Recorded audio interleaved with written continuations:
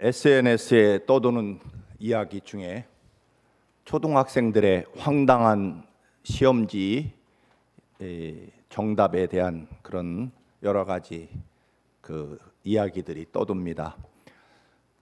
그 중에 기억나는 것은 여러분도 들으신 적이 있겠습니다만, 곤충을 세 부분으로 나누면 무엇입니까?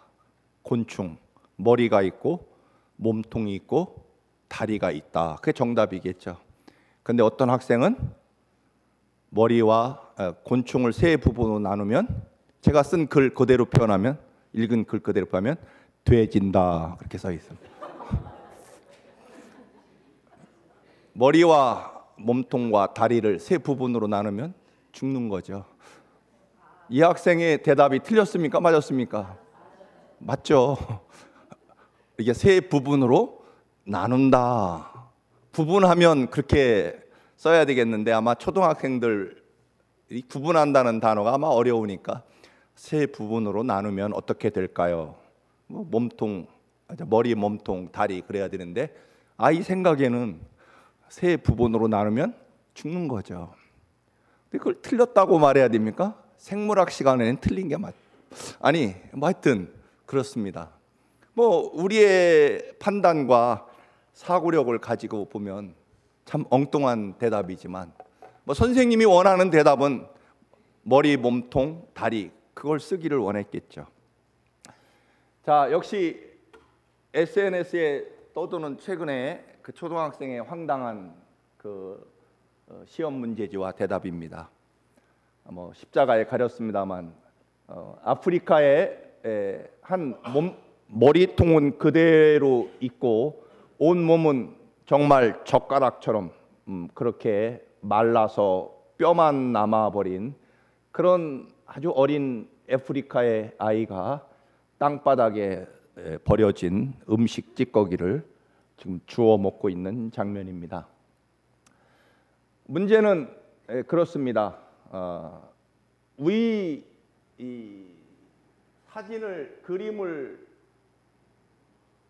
그림에 나오는 아이와 자신의 삶을 비교해 봅시다. 난 얼마나 행복한 사람인지 그 이유를 들어서 써봅시다. 그렇게 되어 있습니다.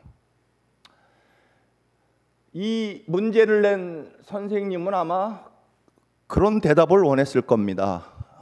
크게는 우리나라가 얼마나 잘 살고 있는 행복한 나라인지, 그 나라에 대해서 감사하고, 또 우리 부모님이 얼마나 열심히 애써서 일해서 나를 먹이고 입히는 바람에 내가 이런 삶을 살아가지 않게 해준 부모님의 은혜에 감사합니다. 아마 그 대답을 원했을 겁니다. 선생님이 낸 의도는.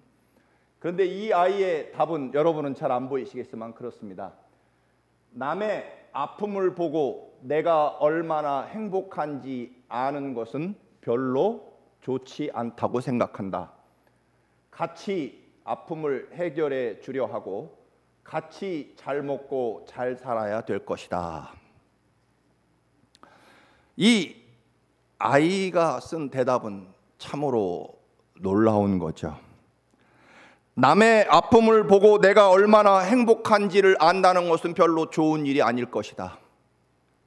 같이 아픔을 해결해 주려고 하고 같이 잘 먹고 잘 살아야 될 것이다.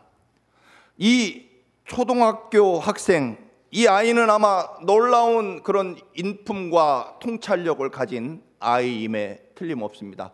혹시 글의 내용을 보니까 엄마가 대신 알려준 정답일 수 있겠죠. 그러나 비록 혹시라도 어머니가 이 대답을 써 주었을지라도 이런 생각을 가지고 아이를 가르치는 엄마는 충분히 훌륭하다, 그렇게 생각이 됩니다. 선생님의 의도는 우리나라에 산다는 것이 얼마나 감사한 일이고 우리 부모님이 열심히 노력해서 이렇게 굶지 않게 나를 잘 먹이고 입혀준 것에 대해서 감사한다는 그 의도를 가지고 문제를 냈겠지만, 아이는 우리 인간의 본질적이고 근원적인 통찰력을 가지고 남의 불행을 가지고 내가 감사하고 행복해하는 것은 좋은 일이 아닌 것 같다라는 그런 본질적이고 근원적인 인간의 소중함에 대한 대답을 썼다라고 하는 것입니다.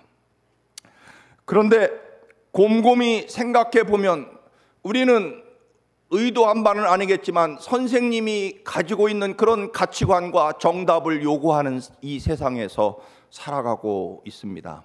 그래서 남이야 어찌든 나만 행복하면 된다고 하는, 나만 행복하면 그만이라고 하는 그런 정답과 가치관을 요구하는 세상에서 우리도 모르게 그렇게 살아가고 있다라고 하는 것입니다.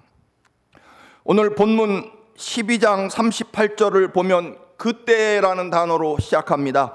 그때라는 말은 본문 앞에 22절에 사건이 있는데, 그것은 귀신에 들린 한 사람이 태어나면서부터 보이지도 않고 말하지도 못하고 듣지도 못하는, 꼭 우리가 잘 아는 헬렌 켈러 여사처럼 보지도 못하고 듣지도 못하고 말하지도 못하는 심각한 최악의 장애를 가진 그 장애인의 귀신을 주님이 쫓아내고 그를 온전한 사람으로 고쳐주는 그 기적이 바로 앞에 22절부터 나와 있습니다.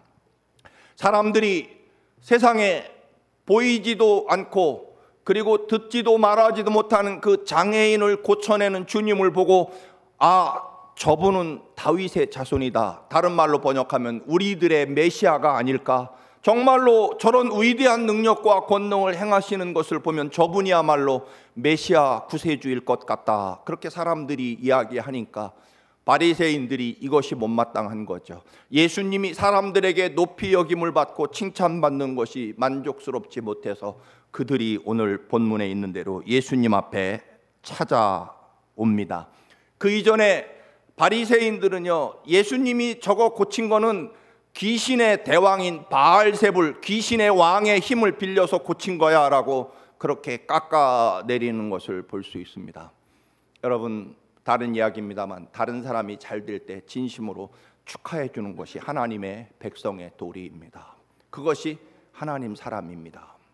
어쨌든 바리새인들은요, 예수님이 소경의 눈을 뜨게 하고 그리고 청각장애인, 말 못하는 그 사람, 듣지 못하는 그 사람을 고쳐준 것은 부정할 길이 없어서 그거 고친 거 귀신의 대왕 바알세불 힘을 빌어서, 즉 사탄이 한 일이야 라고 그렇게 깎아내립니다. 예수님에게 찾아와서 이제 바리새인들은 아니라고 한다면, 당신이 귀신의 왕 바알세불의 힘을 빌려서 말 못하고 듣지 못하고 보지 못하는 그 장애인을 고쳤다고 하면, 그게 아니라고 한다면 증거를 보이시오라고 얘기합니다. 당신이 하나님의 아들이라는 증거를, 표적을 우리에게 보여달라고 요청합니다. 그때 오늘 예수님이 대답하시기를, 오늘 39절입니다. 이 악하고 음란한 세대가 표적을 구하나 선지자 요나의 표적밖에는 보일 표적이 없느니라. 42절 끝절에는 심판 때 남방 여왕이 너희를 책망할 것이다. 그녀는 솔로몬의 지혜로운 말을 들으려고 땅끝에서 먼 곳에서 찾아왔는데 나는 솔로몬 왕보다 더 큰 자다라고 말씀합니다. 결국 요나보다 크고 솔로몬 왕보다 위대하신 예수님의 그 표적, 기적을 아무도 믿지 않으니 더 이상 할 말이 없다, 그런 뜻도 담겨 있습니다.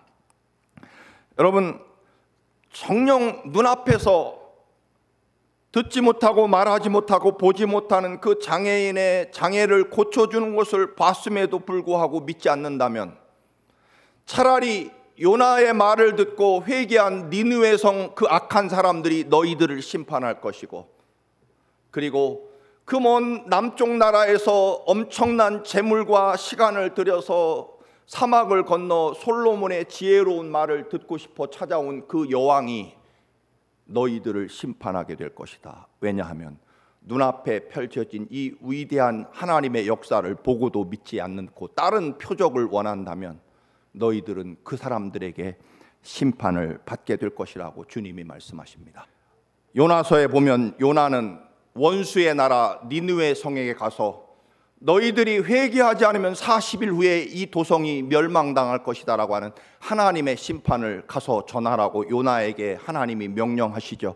그런데 요나는 그것을 거절하고, 왜냐하면 원수의 나라 니느웨가 망하는 것이 곧 우리가 원하는 것이기 때문에 그는 다시스라는 반대 방향으로 도망가다가 큰 물고기에 잡혀서 그 뱃속에서 사흘을 지내다가 결국 회개하고 마지못해 니느웨 성에 와서, 니느웨 성이 얼마나 거대한 도시이면 최소한 사흘을 걸어야 성을 한 바퀴 돌 수 있음에도 불구하고 요나는요, 딸랑 하루만 회개하지 않으면 너희들 40일 후에 하나님이 망하게 하신다는 말을 정말로 마지못해 성의 없이 툭 던지고, 요나는 뭘 합니까? 그 니느웨 성 뒷산에 올라가, 성경에는 박으로 되어 있습니다만 원래 원문에는 우리로 말하면 뭐라고 합니까? 아주까리 피마자 나무를 심어놓고 그 밑에 그늘에 앉아서 니느웨가 얼마나 언제 망할까, 어떻게 망할까. 왜냐하면 그들은 절대로 회개할 사람들이 아닌 아주 악질적인 사람들이고, 그리고 변방 아주 조그만 나라에서 어느 날 갑자기 나타나서 너희들 회개하지 않으면 망할 것이라는 그 말을 믿을 사람이 세상에 어디 있습니까? 여러분, 맨하탄 한복판에 대한민국의 어떤 목사가 와서 미국이 회개하지 않으면 이 미국은 40일 후에 망할 것이다 라고 하면 누구 하나 귓전으로 알아듣고 그러겠습니까? 어떤 아시아의 미친 녀석이 와서 떠든다라고, 정신병자라고. 아마 지금 시대가 꼭 그럴 겁니다. 니느웨 성도 마찬가지죠. 그런데 놀랍게도요, 마지못해 던진 요나의 말에 대해서 온 니느웨 성 사람들이, 왕으로 비롯해 모든 백성들이 자신의 옷을 찢고 잿더미 위에 앉아 정말로 회개합니다.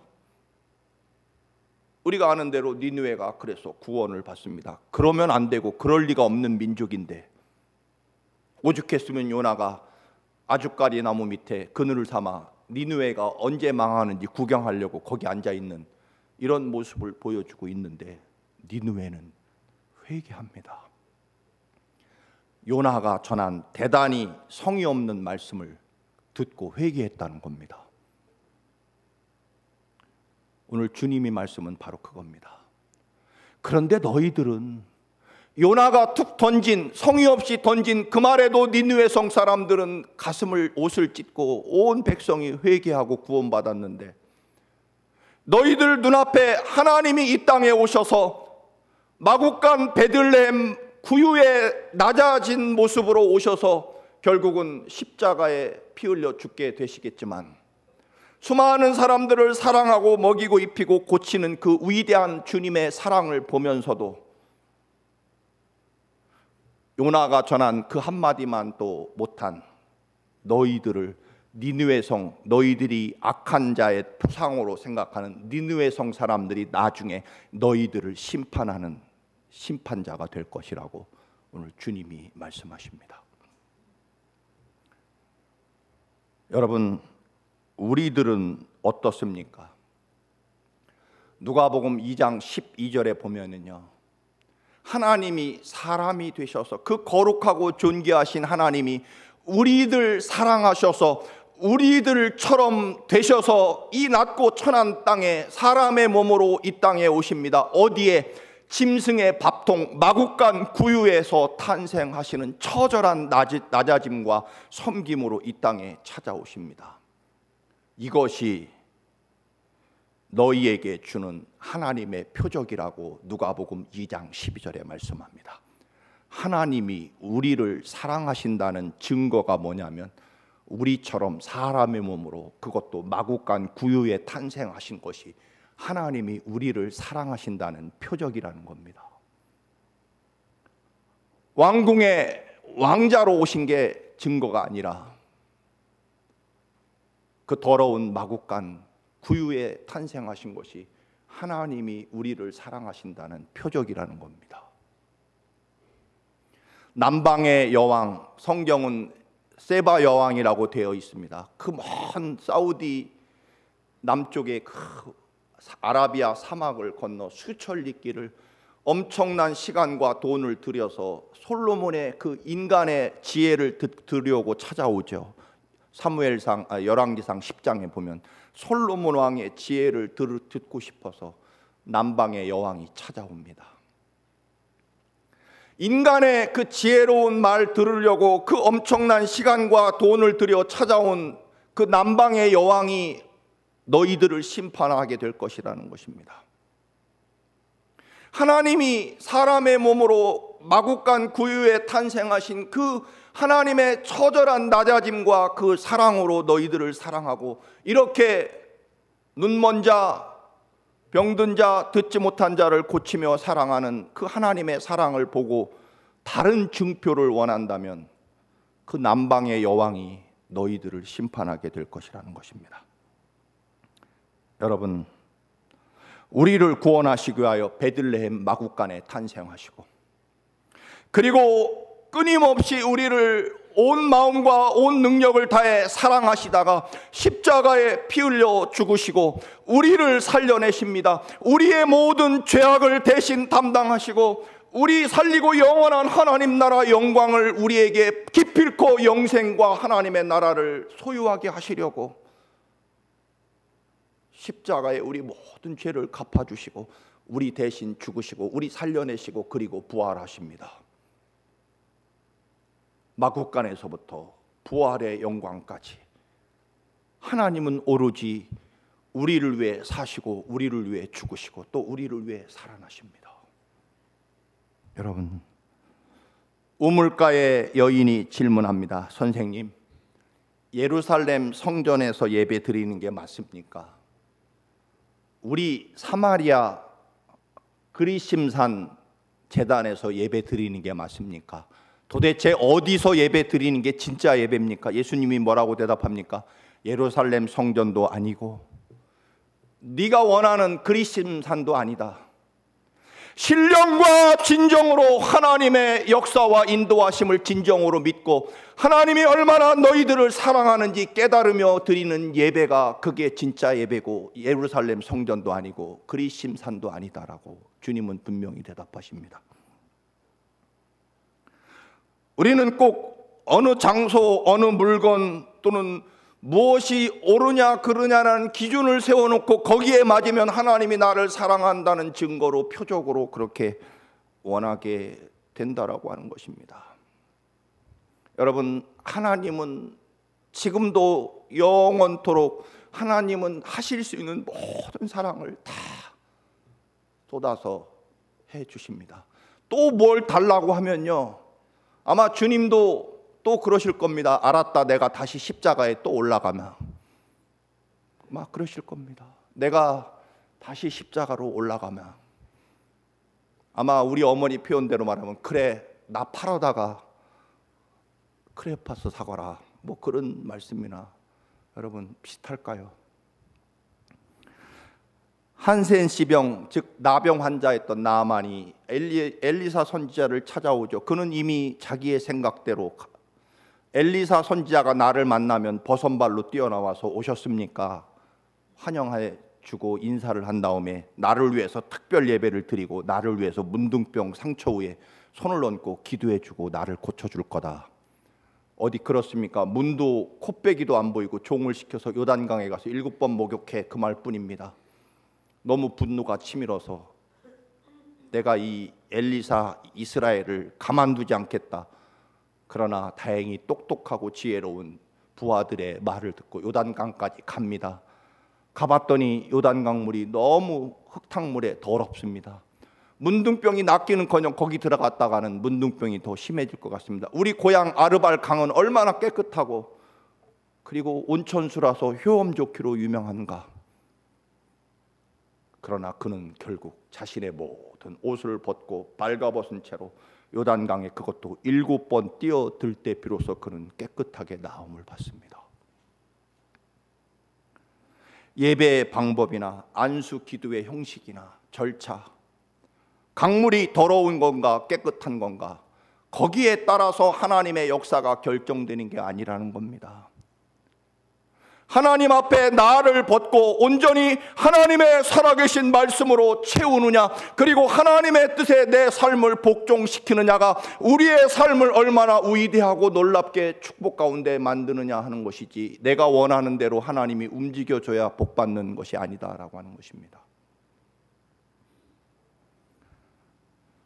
왜 표적을 구합니까? 자기 만족을 위해서 표적을 구하는 거죠. 내가 다른 사람에 비해서 우월하다는 보증을 받으려고 표적을 원하는 거죠. 주님은 모든 피를 다 쏟아서 우리에게 생명까지 주셨는데 돈 내놓으라는 겁니다. 자리 내놓으라는 겁니다.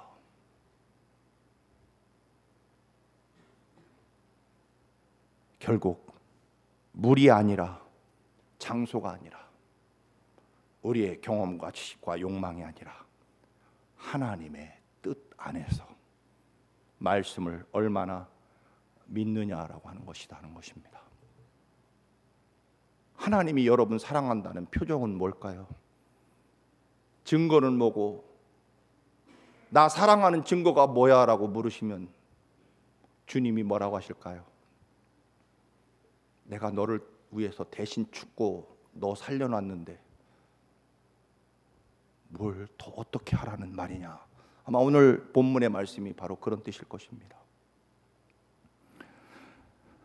미국 디트로이트 작은 마을에서 풍선 장수가 풍선을 팔고 있습니다.